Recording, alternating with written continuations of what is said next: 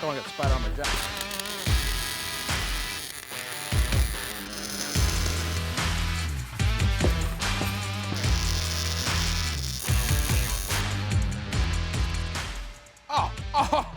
Oh yeah, okay. Today we are putting together a custom overlanding trailer. Now so far I got this Gladiator bed mounted on the back, all the suspensions in place, storage box up front, spare tire mount, as well as my jack. And now we can deal with some of the cool features about using a Gladiator bed, because you can use a bunch of Gladiator accessories.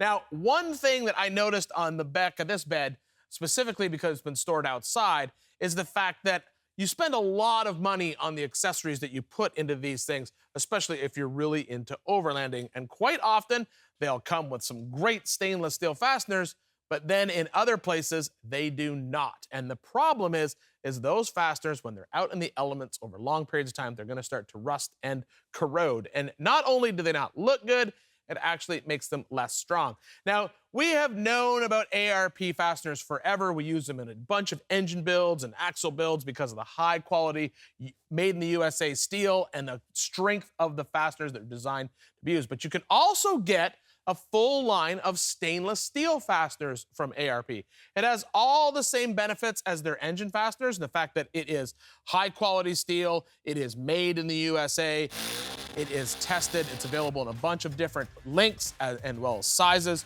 but it's full stainless steel. So that prevents any type of corrosion in the future, and it'll basically keep all of your accessories looking good and secure. So we're swapping these bolts out. Look how much better that looks, huh?